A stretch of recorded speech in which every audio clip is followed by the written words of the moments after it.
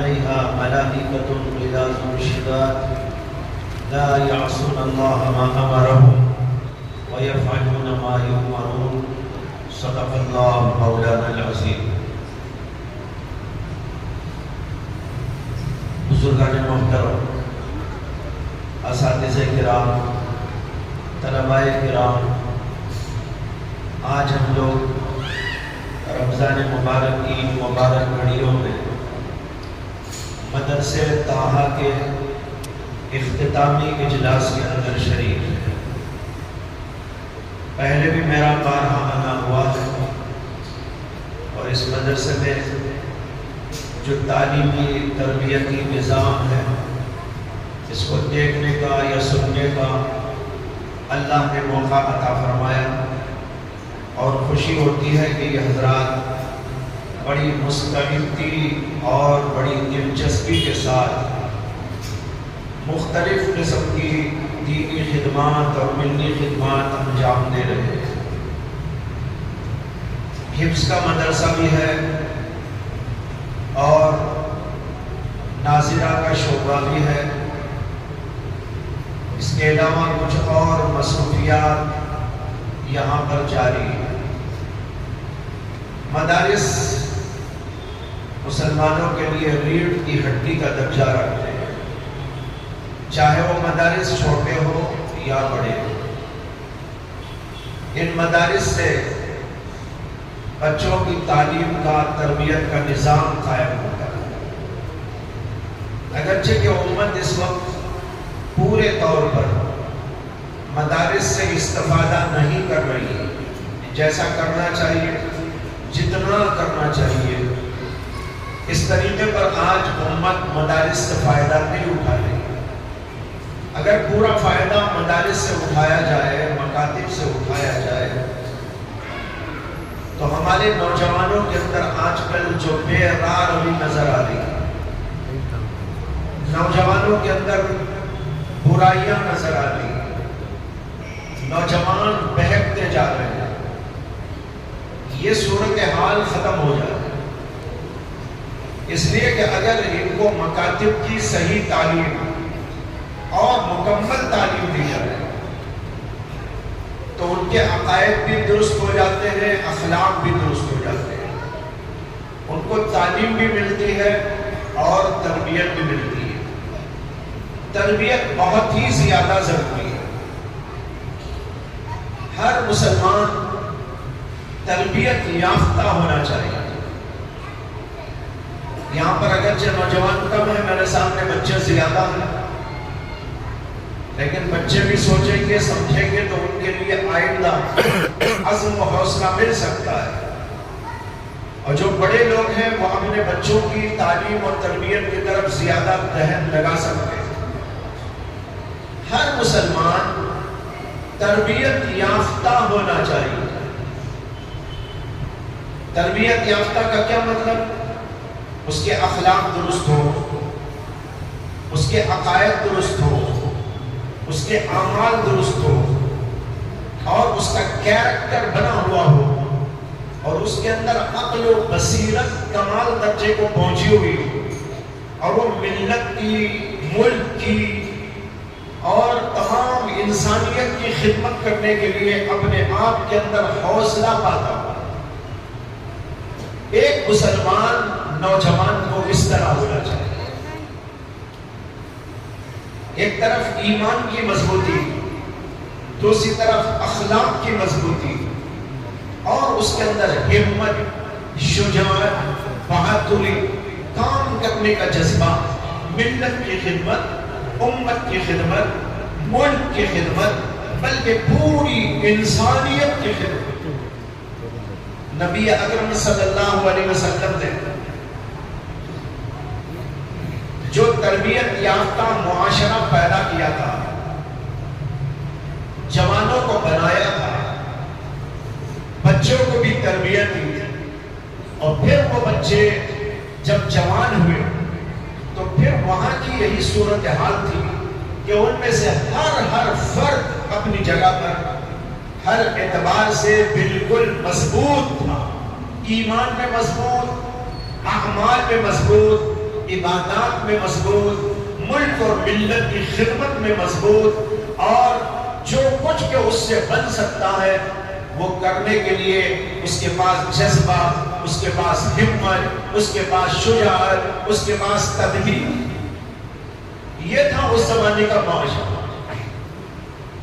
قرآن کریم کے اندر اللہ تبارک و تعالیٰ نے اصحاب کہف کا قصہ ذکر کیا، اور یہ قصہ نبی اکرم صلی اللہ علیہ وسلم کی زبانی آپ پر وحی کر کے پوری دنیا انسانیت کو اور سب سے پہلے ہم مسلمانوں کو سنائی۔ اصحاب کہف کون تھے؟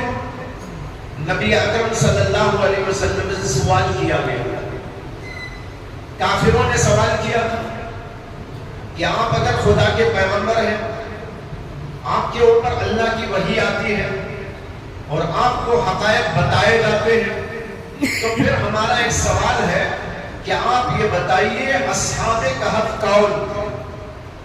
اگر اس کا جواب آپ دے دیتے ہیں تو ہم آپ کو پیغمبر ماننے کے لیے تیار ہیں۔ اللہ کے نبی علیہ السلام پر 15 دن کے بعد وحی نازل ہوئی، اور اس کے اندر اللہ تعالیٰ نے اصحاب کہف کا قصہ ذکر کیا، اور جو سب سے جو ہے اس کے اندر ابتدائی آیتیں ہیں، ان ابتدائی آیتوں کے اندر فرمایا گیا انہم فتیۃ۔ یہ اصحاب کہف کون تھے؟ اللہ نے کہا وہ چند نوجوان تھے۔ دیکھو کس کا ذکر آ رہا ہے؟ نوجوانوں کا ذکر آ رہا ہے۔ فتیہ عربی کا لفظ ہے اور فتح کی جمع ہے۔ فتح واحد یعنی سنگولر، اسی کی جمع پلورل وہ ہو جاتی ہے فتیہ۔ اس کا ترجمہ ہے انہم فتیۃ، یہ اصحاب کہف چند نوجوان تھے۔ یہ چند نوجوانوں نے ایسا کارنامہ انجام دیا کہ دنیا میں ان کا نام روشن ہو گئے، قرآن میں ان کا قصہ بیان کیا گیا، دنیا کے اندر تہلکہ مچ گئے، وہ مضبوط کھڑے ہو گئے کفر کے مقابلے میں اور کافروں کے مقابلے میں، اس زمانے کے بادشاہ کے مقابلے میں۔ کیسا ایمان ہوگا، اس قدر مضبوط ایمان ہوگا، ان کے اندر شجاعت اور بہادری کا جوہر کیسا ہوگا۔ اللہ نے کہا یہ ہے نوجوان، انہم فتیۃ آمنوا بربہم، یہ چند نوجوان تھے جو اپنے رب پر ایمان لائے تھے۔ اس کا ترجمہ میں کیا کرتا ہوں عاشقانہ ترجمہ، یہ تو ہے لفظی ترجمہ، وہ تو آپ کو بتایا انہم فتیۃ آمنوا بربہم، یہ اصحاب کہف چند نوجوان تھے جو اپنے رب پر ایمان لائے تھے۔ اس کا عاشقانہ ترجمہ یوں ہے، یہ چند نوجوان تھے جنہوں نے اپنی زندگیوں کو، جنہوں نے اپنی جوانی کو، جنہوں نے اپنی خواہشوں کو، جنہوں نے اپنی امنگوں کو، سب چیزوں کو اپنے رب پر قربان کر دیا۔ ایسے نوجوان، ایسے نوجوانوں کی کیا ضرورت ہے جو اللہ پر مر مٹنے والے ہو، جو اپنی خواہشات کو ترک کرنے والے ہو، جو گناہوں سے بچنے والے ہو، جو اللہ کے لیے مرنے والے ہو، جو اللہ کے لیے جینے والے ہو، ان کے اندر ہمت ہو، ان کے اندر شجاعت ہو، ان کے اندر بہادری ہو، اور لوگوں کو سمجھتے ہو، حالات کو سمجھتے ہو، اور پھر ایسے کارنامے انجام دے کے جائیں کہ پھر جو ہے دنیا ان کو یاد رہے۔ لیکن بھائی آج ہم دیکھ رہے ہیں کہ نوجوانوں کا حال یہ ہے کہ ہر ایک کے ہاتھ میں ایک موبائل ہے، ایک نہیں بعض کے پاس ادھر ایک اور ادھر بھی ایک، ہاتھ میں ایک اور ہاتھ میں بھی دو۔ پتہ نہیں کیا کرتا ہے، مجھے تو حیرت ہوتی ہے کہ بیچارہ کیا کرتا ہوگا۔ سارے جیبوں میں فون ہی فون، اور ان فونوں کا استعمال غلط کاریوں کے لیے اور بدبختیوں کے لیے، ناجائز امور کے لیے، من مانی چیزوں کے لیے، خواہشات کو پورا کرنے کے لیے، اللہ کو ناراض کرنے کے لیے، اللہ کے نبی کو ناراض کرنے کے لیے، نوجوانوں آپ کو یہ نوجوانی اللہ نے اس لیے دی ہے کہ آپ بھی اصحاب کہف کی طرح اپنی ہر چیز کو اللہ پر قربان کرو۔ آپ کہو کہ میں اپنی جوانی کو اللہ کے لیے قربان کروں، میں اپنی خواہشات کو اللہ کے لیے پامال کروں، میں آنکھ کو بچاؤں گا، میں زبان کو بچاؤں گا، میں کانوں کو بچاؤں گا، میں ہاتھ پیر کو بچاؤں گا، اپنی جوانی کو بچاؤں گا، تاکہ میں ان سب چیزوں کو اللہ کے لیے قربان کروں۔ یہ نوجوانی کے اندر ایسی باتیں پیدا کہاں سے ہو سکتی ہے اور کب ہو سکتی ہے؟ اسی وقت ہو سکتی ہے جبکہ نوجوان دین کی تعلیم حاصل کرے اور دین کی تربیت بھی حاصل کرے۔ آج تو حال ایسا ہے کہ تربیت کا نام بھی نہیں اور نظام بھی نہیں، کہیں پر بھی نہیں ہے۔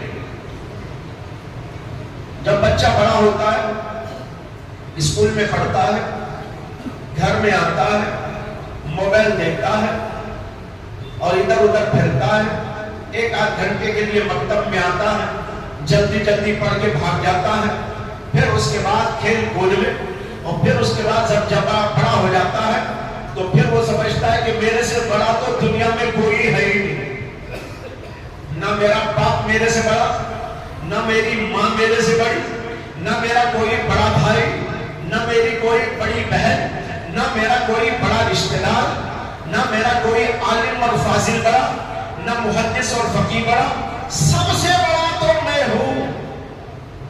اس لیے من مانیاں کرتا ہے، الٹی سیدھی حرکتیں کرتا ہے، غصہ اس پہ زیادہ، زبان بہت چلتی ہے، اکڑ اکڑ کے چلتا ہے اور الٹی سیدھی حرکتیں کرتا ہے، اپنی جوانی کو جوانی میں گنوا لیتا ہے، یہاں تک کہ وہ جوان ہونے کے باوجود اپنے اندر جوانی کی صفات نہیں رکھتا، اپنے اندر جوانی کی کیفیتیں نہیں رکھتا، اور جوانی میں بوڑھا ہو جاتا ہے، اس کے جذبات سرد ہو جاتے ہیں، کونے میں بیٹھا ہوا ہے، موبائل لیا ہوا ہے، یوں یوں یوں کر رہا ہے، وہی اس کی زندگی۔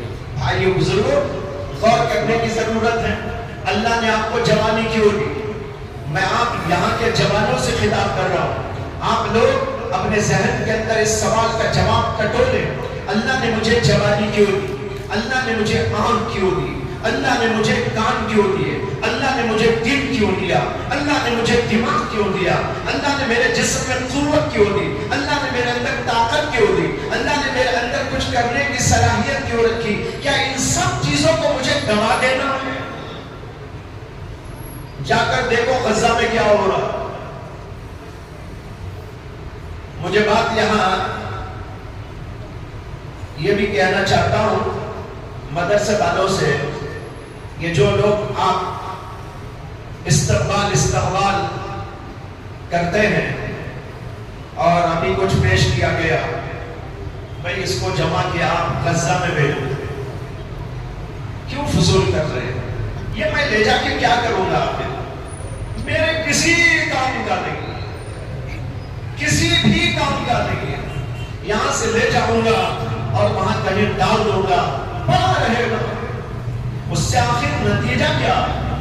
آپ اگر 10 علماء کے لیے یہ بنا کے دے رہے ہیں، یہ 10 کا روپیہ اور پیسہ یہ فضول ہوگا، اس کا کوئی نتیجہ نہیں، کوئی فائدہ نہیں۔ یہاں سے جانے کے بعد میں اس کو قبر میں لے کر نہیں جاؤں گا کہ اللہ میں گیا تھا فلاں جلسے کے اندر، مدرسے طٰہٰ کے لوگوں نے یہ میرا اعزاز کیا ہے، اب اس اعزاز کی بنیاد پر اے اللہ مجھے جنت عطا کر دیجئے، یہ سرٹیفکیٹ میں لے کے آیا۔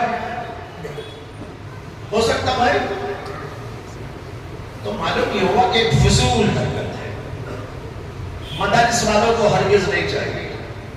اور ایک جگہ اور ایک میں دیکھتا ہوں عام طور پر چھوٹے چھوٹے مدارس، ان کے اندر جلسہ ہوتا ہے، ان جلسوں کے اندر وہ یہاں لگانے کچھ دے دیتے ہیں، جو آ رہا اس کو لگا رہے، اور وہ کیا کام کر رہا ہے مجھے تو سمجھ میں آج تک نہیں آیا۔ کیا وہ لگا کر بیٹھیں گے تبھی آپ مجھے مانیں گے کہ میں ہوں؟ شعیب اللہ بیٹھا ہوا ہے، یہ لگانے سے مانیں گے آپ؟ ایک فضول حرکت، ان ساری فضولیات کو ہٹانا ہے اور اپنا روپیہ، اپنا پیسہ، اپنی محنت کی کمائی، ان سب چیزوں کو صحیح اور بہترین مصرف کے اندر خرچ کرنے کی ضرورت ہے۔ تو بہرحال میں کہہ رہا تھا کہ ہماری ہر چیز اللہ کے لیے کام آئے۔ میں کہہ رہا ہوں جوانوں سے کہ آپ یہ سوچیں کہ اللہ نے آپ کو جوانی کیوں دی؟ کمانے کے لیے نہیں دی، آپ کو کچھ بننے اور بنانے کے لیے۔ ایک طرف آپ بنے اور دوسری طرف لوگوں کو بنائیں۔ آپ کے اندر ایسی قابلیت، ایسی صلاحیت اللہ نے رکھی ہے کہ ان صلاحیتوں کو آپ ابھار سکتے ہیں اور ملت کی خدمت، دین کی خدمت، انسانیت کی خدمت کر سکتے ہیں۔ انسانیت کی خدمت بہت ضروری ہے۔ دین اسلام نے ہم کو اس کی تعلیم دی۔ دین اسلام صرف ہمیں نماز نہیں سکھاتا ہے، صرف روزہ رکھ لینا نہیں سکھاتا ہے، بلکہ نماز اور روزہ اور عبادات کے ساتھ ساتھ ملت اور ملک کی خدمت بھی سکھاتا ہے، انسانیت کے آداب بھی سکھاتا ہے، اخلاق و کردار بھی ہم کو سکھاتا ہے، ہماری جوانی کی طاقتوں، ہماری جوانی کی صلاحیتوں کو خرچ کرنے کا مصرف بھی بتاتا ہے کہ تم کو کیا کرنا چاہیے۔ پلٹ کر دیکھو زندگی کے اوراق صحابہ کرام کے، اولیاء اللہ کے، اسلاف اور بزرگوں کے، محدثین اور فقہاء کے، ان سب کے اوراق زندگی آپ پلٹ پلٹ کر دیکھیں گے، معلوم ہوگا کہ ان کی جوانی کے اندر انہوں نے کیا کیا کارنامے انجام دیے۔ آج ہمارے نوجوان اپنی زندگیوں کو برباد کر رہے ہیں، اپنی زندگیوں کو کھو رہے ہیں، اپنی زندگی کی طاقتوں کو گنوا رہے ہیں، یہاں تک کہ وہ صرف موبائل کے یا کچھ اور ایسے ویسے یا کہیں بیٹھ کے باتیں اور گپ شپ کرتے ہوئے دکھائی دے رہے ہیں، جس سے پتہ چلتا ہے کہ انہوں نے اپنی زندگی کے مقصد ہی کو نہیں سمجھا۔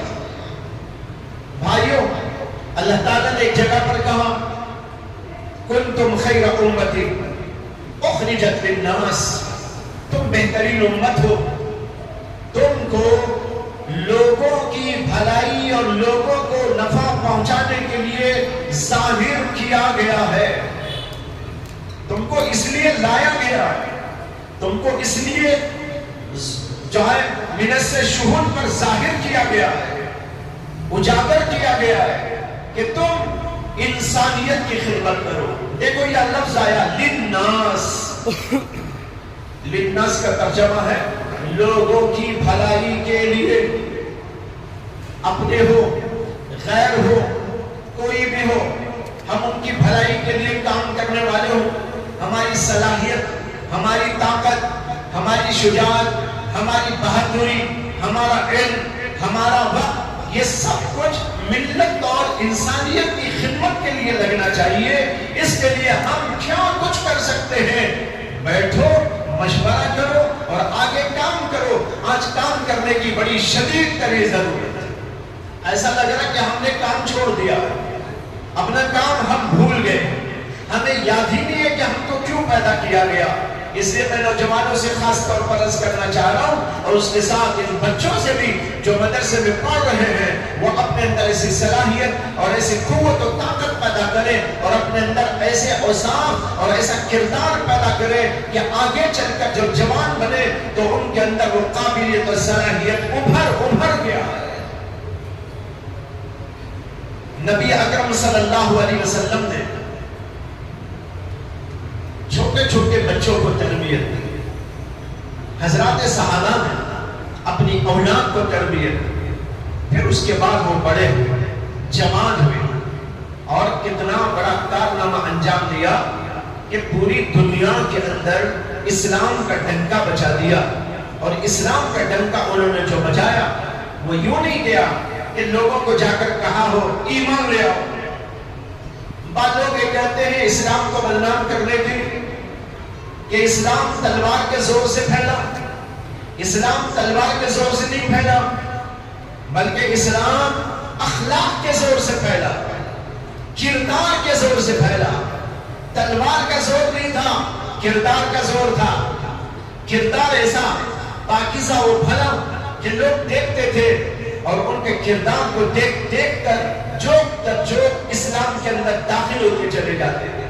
آج نوجوانوں کو کردار پیش کرنا چاہیے، اس لیے پہلے تربیت لینا چاہیے. اپنے اندر کے غصے کو کنٹرول کرے، اپنے اندر کی خواہشات کو کنٹرول کرے، اپنے اندر کی برائیوں کو نکالنے کی محنت کرے، اپنے اندر اچھے اوصاف پیدا کرنے کی کوشش کرے. دو قسم کے اخلاق ہوتے ہیں، ایک اخلاق برے، ایک اخلاق اچھے. غصہ بری بات ہے، حسد بری بات ہے، تکبر بری بات ہے. اپنے آپ کو اچھا سمجھ کے دوسروں کو حقیر سمجھنا یہ بری صفت ہے. دنیا کی محبت بری صفت ہے.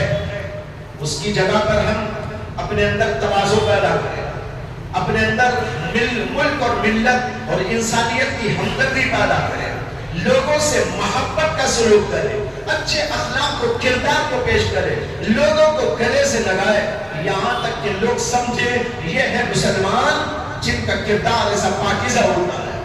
بھائیو، آج اس تربیت کے نظام کو امت اسلامیہ کے اندر قائم کرنے کی ضرورت ہے، جہاں پر نوجوان آئے اور اپنی اصلاح کرے. اصلاح کیا کرے؟ میرے اخلاق کو بدل دو. حضرت میرے اندر بہت غصہ ہے، ذرا آپ غصے کا علاج کر دیجئے. آپ نے کبھی سوچا، آپ کو کوئی مسئلہ پیش آیا ہوگا، مولانا سے آپ نے پوچھا بھی ہوگا کہ حضرت زکوٰۃ کا مسئلہ بتائیے، کتنے مال پہ زکوٰۃ نکالنا ہے. آپ نے یہ مسئلہ کبھی پوچھا ہوگا کہ نماز کے اندر کتنے فرائض ہیں. آپ نے کبھی یہ بھی پوچھا ہوگا نکاح کے سلسلے میں کیا کیا ضرورت کی باتیں ہیں. یہ تو پوچھتے ہیں، لیکن میں آپ سے پوچھتا ہوں، کیا کبھی کسی نے یہ جا کر بھی مولانا سے پوچھا کہ میرے اندر بہت غصہ ہے، غصے کا کوئی علاج قرآن و حدیث کی روشنی میں بتا دیجیے. میرے اندر حسد بہت ہے، حسد کا علاج بتا دیجیے. میرا مزاج بڑا متکبرانہ ہے، میں اپنے آپ کو سب سے بڑا سمجھتا ہوں، ساری دنیا کو حقیر اور ساری دنیا کو ذلیل سمجھتا ہوں. ذرا اس تکبر کا علاج بتا دیجئے. بھائیو، یہ بیماریاں ہیں جو بیماریاں تباہ کر دیتی ہیں انسانوں کو اور تباہ کر دیتی ہیں معاشروں. آج یہی تو ہو رہا ہے. ہمارے اندر حسد ہے، ہمارے اندر کینہ ہے، ہمارے اندر لڑائیاں ہیں، ہمارے اندر جھگڑے ہیں، ہمارے اندر بدکاریاں ہیں. ہماری زبان اچھی نہیں، ہماری زبانوں پہ جھوٹ، ہماری زبانوں پہ گالی، ہماری زبانوں پہ دوسروں کو تکلیف دینے والی، اذیت دینے والی باتیں، اور لوگوں کے اوپر تان تشنیع اور حسد کی بیماری، بغض کی بیماری، نفرت کی بیماری، کدورت کی بیماری اور مختلف قسم کی اس طرح کی چیزیں. اس نے ہمارے معاشرے کو توڑ کر برباد کر کے رکھ دیا. یہاں تک کہ رشتہ دار سے کٹا ہوا، بھائی سے کٹا ہوا، بہن بھائی سے کٹی ہوئی. اسی طریقے پر ساری رشتہ داریاں اور قبیلے و خاندان ٹوٹ گئے. اسی طریقے پر ہماری کمیٹیاں ٹوٹ گئی، ہمارے گروپس ٹوٹ گئے، ہماری ملتوں کے اندر اختلاف پیدا ہو گیا. حسد کی بنیاد پر، تکبر کی بنیاد پر، غصے کی بنیاد پر. یہی وہ چیزیں ہیں جس کو منع کیا شریعت نے اور کہا کہ ان چیزوں کو نکالو. نبی اکرم صلی اللہ علیہ وسلم جہاں تعلیم کے لیے آئے، وہیں پر آپ تزکیہ کے لیے بھی آئے. تزکیہ کے معنی تربیت. دیکھو قرآن کہتا ہے لَقَدْ مَنَّ اللَّهُ عَلَى الْمُؤْمِنِينَ إِذْ بَعَثَ فِيهِمْ رَسُولًا مِنْ أَنْفُسِهِمْ يَتْلُو عَلَيْهِمْ آيَاتِهِ وَيُزَكِّيهِمْ وَيُعَلِّمُهُمُ الْكِتَابَ وَالْحِكْمَةَ. اللہ نے بڑا احسان کیا مسلمانوں پر کہ ان کے اندر ایک رسول کو پیدا فرمایا جو رسول اللہ کی آیتیں پڑھ کے سناتے ہیں اور لوگوں کا تزکیہ اور لوگوں کی تربیت اور لوگوں کی اصلاح کرتے ہیں اور اس کے ساتھ قرآن اور حدیث کی تعلیم دیتے. معلوم ہوا تعلیم الگ ہے، تربیت الگ ہے. ایک ہے مسئلہ معلوم کر لینا، قرآن پڑھ لینا، دین کا علم حاصل کر لینا، لیکن ایک ہے اس کی تربیت کا، اپنے اندر تربیت کو لینا. اس کی مثال ایسی ہے جیسے ایک آدمی نے یہ چاہا کہ میں کار چلانا سیکھ جاؤں، ڈرائیور بنوں. اس کے لیے اس نے کتاب لے کر پڑھ لی، یا کسی ڈرائیور کے سامنے جا کر بیٹھا کہ آپ بتائیے کہ ڈرائیورنگ کیسے کرتے ہیں. اس نے کہا بھائی اس کے یہ پارٹس ہیں، ان پارٹس کو اس طرح آپریٹ کرنا چاہیے، پیر یہاں رکھنا چاہیے، ہاتھ یہاں رکھنا چاہیے، یہ کام آتا ہے، یہ کام آتا ہے. سارا اس نے سکھا دیا. اس نے کہا الحمدللہ ڈرائیور بن گیا. وہاں سے نکلا اور گاڑی لے کر وہاں سے چلا. آپ بتائیے کہ خیریت سے واپس آئے گا یا کہیں اور چلا جائے گا؟ واپس تو آنے کا نہیں. زیادہ امید تو یہی ہے کہ واپس نہیں آئے گا، بلکہ قبرستان چلا جائے گا، کہیں نہ کوئی ایکسیڈنٹ کر دے گا. اس لیے کہ صرف کسی کا خطبہ سن لینے سے ڈرائیورنگ پر کوئی ڈرائیور نہیں بن سکتا، کوئی کتاب پڑھ لینے سے ڈرائیور نہیں بن سکتا. میں ایک بار دبئی گیا تو وہاں دبئی میں لوگوں نے مجھے بتایا کہ یہاں ڈرائیور بننا بڑا مشکل ہے. پھر انہوں نے مجھے ایک کتاب دکھائی اور کہا کہ یہاں یہ بک چھپی ہوئی ہے گورنمنٹ کی طرف سے، اور اس بک میں تمام اصول لکھے ہوئے ڈرائیورنگ کے سلسلے. اس کو پاس کر کے جب آدمی ڈرائیورنگ سیکھتا ہے اور پھر اس کے بعد اس کی ٹیسٹنگ ہوتی ہے تو 1000 جاتے ہیں تو 1000 میں جو ہے 50-60 پاس ہو کے آتے ہیں. بتا رہا ہوں کتاب پڑھ کے کوئی جائے گا تو کام نہیں چلے گا.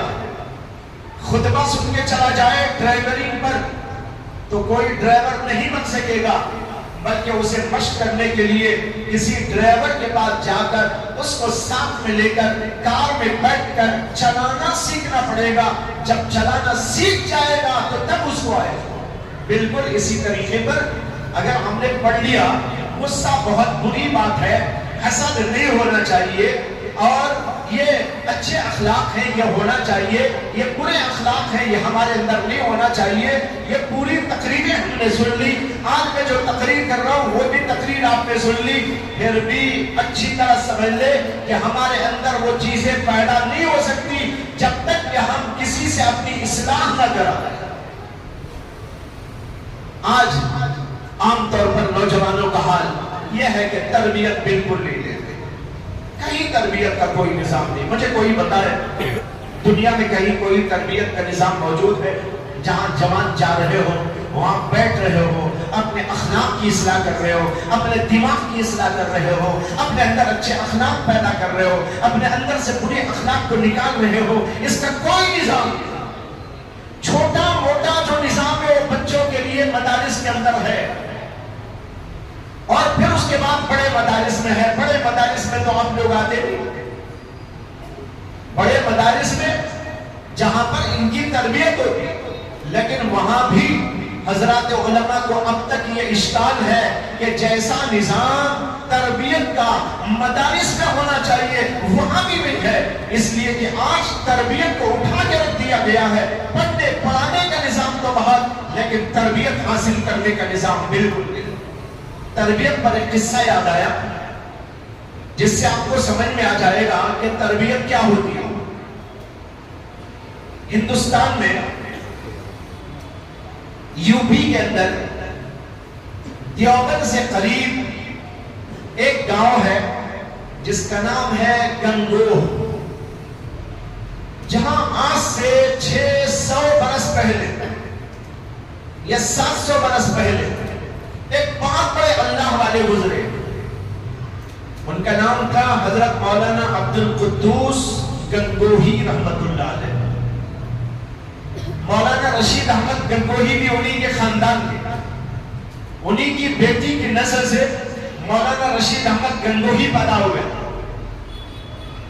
تو حضرت مولانا شاہ عبد القدوس گنگوہی بہت بڑے اللہ والے ہوئے،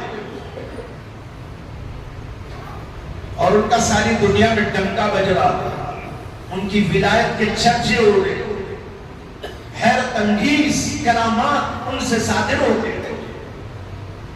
بتانا یہ ہے کہ انہی کے ایک نمازے جوان لیکن کچھ برے لوگوں کی صحبت میں بیٹھ کر برے بن گئے.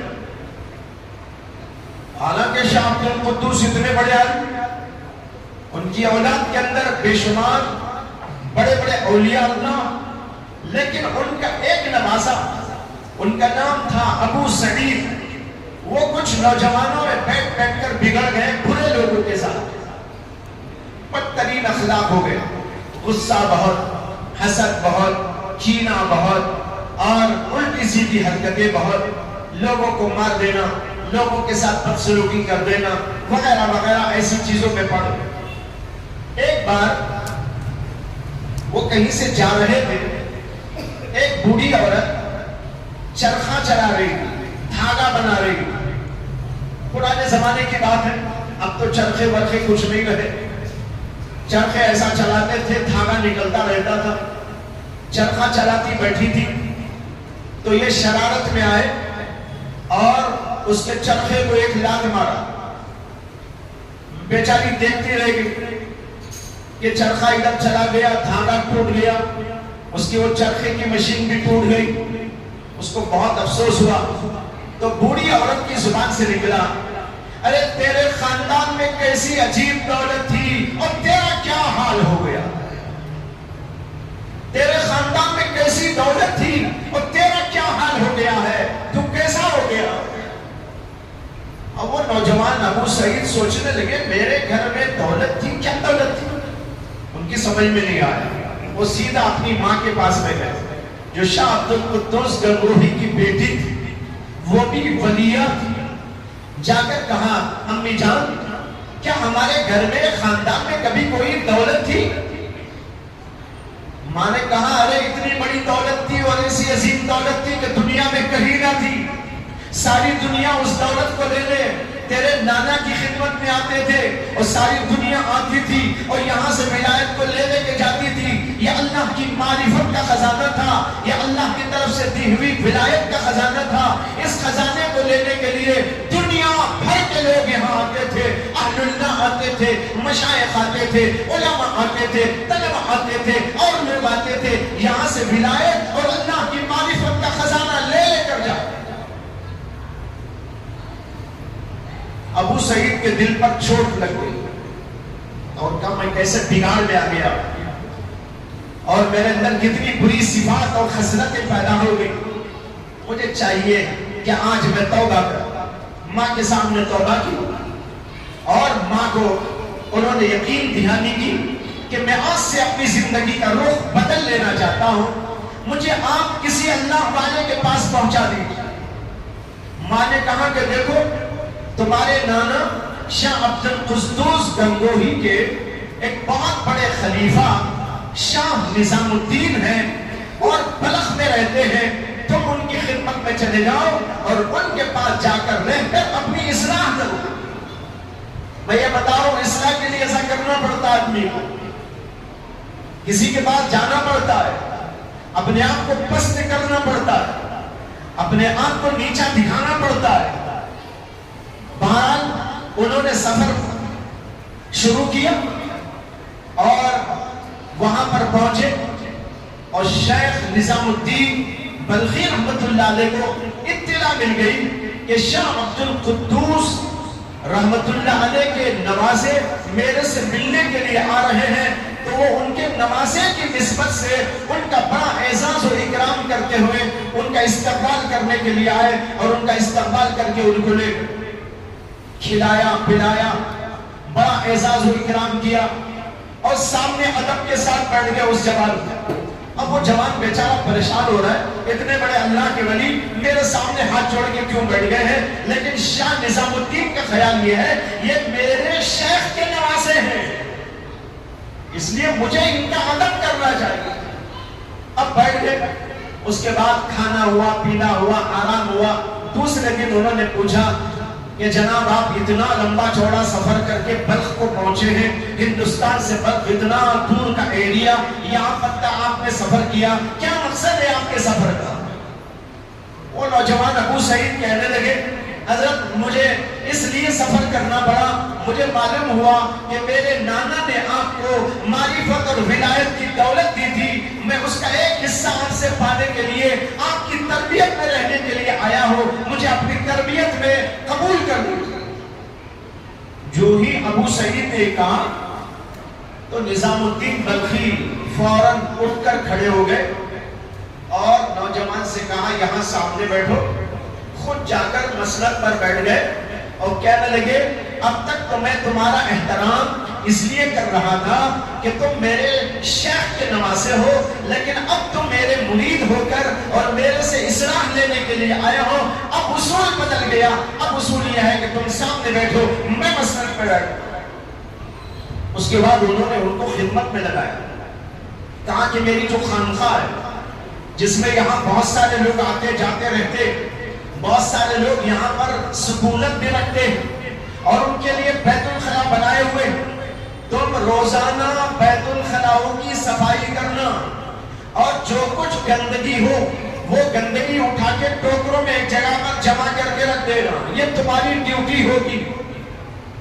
اب آپ بتاؤ کہ تربیت کیسی ہو رہی ہے. دیکھو اس لیے کہ وہ نوجوان بھٹکا ہوا نوجوان تھا، تکبر والا جوان تھا اور غصے والا جوان تھا، اپنے اندر بہت بڑپن سمجھتا تھا. اس کو انہوں نے اصلاح کے لیے کیا کیا؟ بیت الخلا کی صفائی میں لگا دیا. اور یہ آج کل کے بیت الخلا نہیں تھے، وہ پرانے زمانے کے بیت الخلا. پرانے زمانے کے بیت الخلا کیسے ہوتے تھے؟ ادھر ایک اینٹ ادھر ایک اینٹ یا دو دو اینٹوں کی میٹ بنا دی جاتی تھی، اسی کے اوپر بیٹھ کر لوگ گندگی غلاظت وہاں کرتے، اٹھ کے چلے آتے تھے. وہ گندگی وہیں جمع رہتی تھی. ڈرینیج سسٹم جو آج آپ کے ہاں موجود ہے وہ اس زمانے میں موجود نہیں تھا، بلکہ آج بھی بہت سے ایریا اور بہت سے علاقے ایسے ہیں گاؤں دیہات کے، وہاں پر یہ سسٹم آج بھی موجود نہیں ہے. اینٹوں پر بیٹھ کر آ جاتے ہیں، وہیں گندگی پڑی رہتی ہے. وہاں پر ان کو یہ حکم دیا شیخ نے کہ یہ گندگی اپنے ہاتھوں سے اٹھاؤ، ٹوکروں میں ڈالو اور ایک طرف رکھو، بھنگن آئے گی اس کو اٹھا کے لے جائے. کہا کہ 1 سال تک یہ خدمت کرنا ہے. 1 سال گزر گیا. 1 سال تک اس خدمت کو ذکر کے ساتھ، تلاوت کے ساتھ، نمازوں کے ساتھ اور چیزوں کے ساتھ یہ ڈیوٹی ان کی تھی کہ خانقاہ کے بیت الخلاؤں کی صفائی کرو. 1 سال گزرنے کے بعد شیخ نے دیکھنا چاہا کہ اس نوجوان کا مزاج تو بڑا ٹیڑھا تھا، اس نوجوان کا مزاج بڑا عقل والا تھا، اس کے اندر بڑی ضد اور حد تھی. 1 سال کی تربیت سے کتنی اس کی اصلاح ہوئی ہے دیکھنا چاہا. امتحان تو جو بھنگن آتی ہے نا، بھنگن سمجھتے ہیں آپ لوگ، کیا بولتے ہیں نا، ٹوٹی، یہ جو گندگی اٹھانے والے، تو بھنگن آتی تھی اور ٹوکرے میں رکھی ہوئی اٹھا کے لے جاتی. حضرت نے اس بھنگن سے فرمایا کہ دیکھ یہ نوجوان جو یہاں خدمت کرتا ہے، جب تو یہ ٹوکرا اٹھا کے لے کے جائے تو ذرا اس کے قریب سے گزر جانا. نوجوان یہاں کھڑا ہو، ذرا قریب سے گزر جانا. اگر وہ کوئی جواب دے تو مجھے بتانا، تجھ خود اس کو کوئی جواب نہ دینا. وہ بھنگن آئی اور ٹوکرا اٹھایا. ابو سعید ادھر کھڑے ہوئے تھے، ان کے قریب سے ٹوکرا لے کے گزر گئی. ابو سعید کو بڑا غصہ آ گیا. کہنے لگے نظر نہیں آتا، دماغ خراب ہو گیا ہے، میں یہاں کھڑا ہوا ہوں، اتنے قریب سے گزر گئی، بدبو سے مجھے یہاں کھڑا ہونے مشکل ہو گیا، دماغ تیرا خراب ہو گیا ہے، آنکھیں پھوٹ گئی ہیں. اور پھر اس کے ساتھ میں کہا گنگو نہ ہوا ورنہ دکھاتا. کیا مطلب؟ یعنی میرا گاؤں گنگو، وہاں یہ قصہ ہوتا نا پھر بتاتا میں. اب میں یہاں تو دوسرے ملک میں ہوں، کچھ نہیں کر سکتا ہوں. کہا گنگو ہوتا تو بتاتا. وہ بھنگن نے جا کر حضرت کو بتایا کہ انہوں نے ایسا ایسا کہا. حضرت نظام الدین اولیاء نے فرمایا، نظام الدین بلخی نے فرمایا. ایک نظام الدین اولیاء ہے جن کا مزار دہلی میں ہے، جہاں پر نظام الدین میں مرکز بھی ہے. اس کے قریب جو مزار ہے وہ ہے نظام الدین اولیاء کا، اور انہی کے نام سے وہ پورا علاقہ اور اسٹیشن انہی کے نام سے ہے، نظام الدین اولیاء. یہ نہیں، یہ دوسرے ہیں جن کا میں قصہ بول رہا ہوں. یہ نظام الدین بلخی. تو انہوں نے کہا ابھی اس کی اصلاح نہیں ہوئی ہے، ابھی اس کی اصلاح کی ضرورت ہے۔ اس کے بعد پھر انہوں نے کہا 1 سال یہی خدمت کرو، بیت الخلا اٹھانے، بیت الخلا کی صفائی۔ 1 سال پھر گزر گیا۔ پھر انہوں نے بھنگن کو بلا کر کہا کہ گزشتہ سال جیسے ٹوکرا لے کے ان کے قریب سے گئی تھی نا، اسی طرح اب بھی گزر جانا، دیکھنا کیا کرتا ہے وہ۔ اب جب گزری وہ عورت، تو ابو سعید خدری نے ابو سعید جو تھے گنگوہی، انہوں نے اس عورت کو دیکھ کر صرف اتنا کیا کہ دیدے پھاڑ پھاڑ کے دیکھنے لگے، آنکھوں سے گھور گھور کے دیکھنے لگے، زبان سے کچھ نہیں کہا۔ اس نے جا کر بتایا حضرت نظام الدین صاحب کو، تو حضرت نظام الدین نے کہا اصلاح تو الحمدللہ آدھی ہو گئی ہے، لیکن ابھی کسر باقی ہے۔ اب دیکھو گزشتہ سال کیا ہوا تھا، عورت کو انہوں نے برا بھلا کہا تھا، دیدے پھونک دے، دماغ خراب ہو گیا ہے، لیکن اب کیا ہے، اصلاح ہونے کے بعد ذرا گھور کے تو دیکھا، زبان سے کچھ نہیں کہا۔ حضرت نے کہا 1 سال اور یہی خدمت کرنا۔ جب تیسرا سال ہوا، بھنگل سے پھر کہا کہ تو اس کے پاس سے گندگی کو لے کر گزر، دیکھ کیا ہوتا ہے۔ اب جب تیسرے سال بھنگل وہاں سے گزری، ابو سعید کھڑے ہوئے تھے، اتفاق ایسا ہوا کہ ابو سعید ادھر کھڑے ہیں، وہ عورت بھنگل وہ گندگی کا ٹوکرا اٹھا کے گزر رہی ہے۔ اتنے میں ابو سعید کچھ اس طرح ہوئے تو وہ ٹوکرا انہیں کو لگ گیا، اور لگ کر جو گندگی وہ غلاظت ٹوکرے میں تھی وہ خود ان کے اوپر پڑ گئی۔ لیکن اب کیا ہوتا ہے، اب یہ ہوتا ہے کہ شاہ ابو سعید اس بھنگل سے کہتے ہیں معاف کرنا، غلطی میری ہے، تیرے راستے میں میں کھڑا ہو گیا، اللہ کے لیے مجھ کو معاف کر دینا۔ یہ کہہ کر سمیٹ کر گندگی کو اس کے ٹوکرے میں ڈالنا شروع کر دیتے ہیں، اور پھر وہ بھنگل جا کر حضرت شیخ کو بتاتی ہے۔ حضرت کہتے ہیں الحمدللہ اصلاح ہو گئی ابو سعید کی، اور جو خناس دماغ میں تھا وہ سارا خناس نکل گیا۔ دیکھ رہے بھائیوں، یہ ہوتی ہے اصلاح۔ اب کون تیار ہے اس کے لیے؟ آج تو کوئی پوچھتا بھی نہیں، آج تو کوئی اصلاح کرتا بھی نہیں۔ پہلے زمانے کے بزرگ اس طرح اصلاح کیا کرتے تھے، ایک ایک چیز کی اصلاح کی جاتی تھی، اور تب تربیت ہو کر جو آتے تھے لوگ، ان کا حال کچھ اور ہوا کرتا تھا۔